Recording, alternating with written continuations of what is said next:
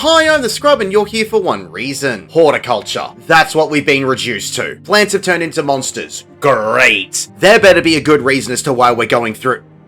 There's treasure in here? And I get to keep everything that I find? One sec. Sir, I have returned from my voyage. Here's some gil. Buy me a flamethrower and a good pair of gardening gloves. Any reason as to why you'll be needing this, sir? Agricultural abortion. Straight away, sir. Time to learn about St. Mocianne's Arboretum. Simplified.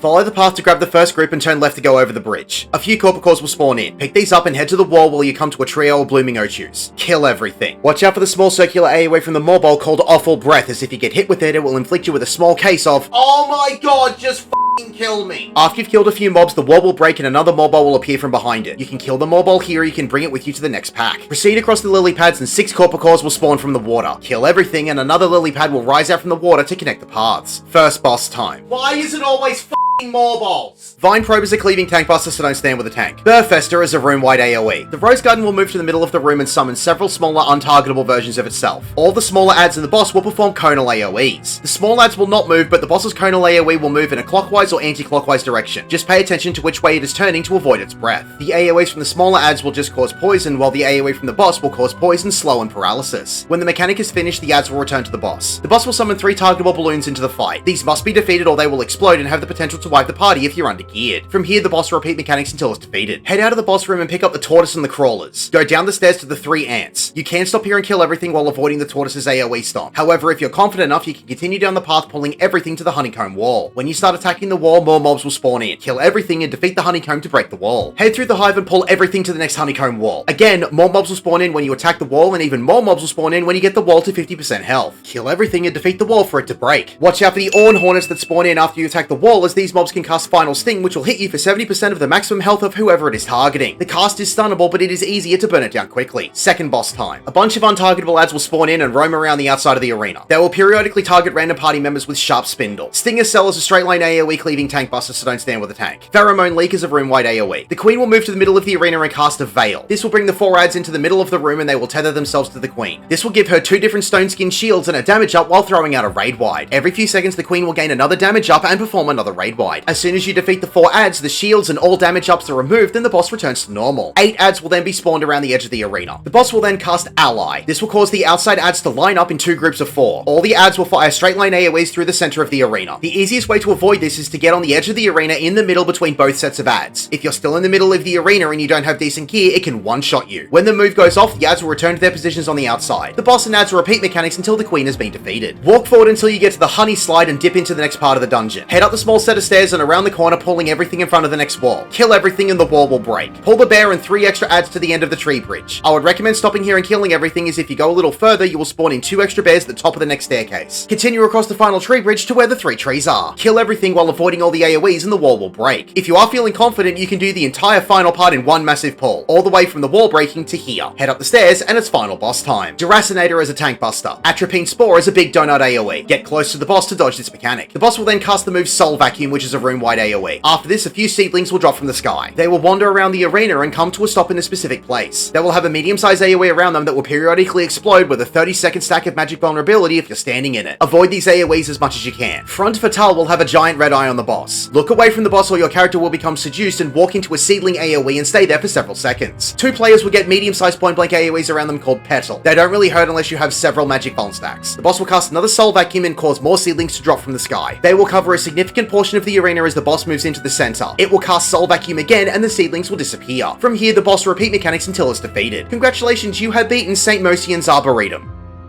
My name is the Scrub. Thank you for watching.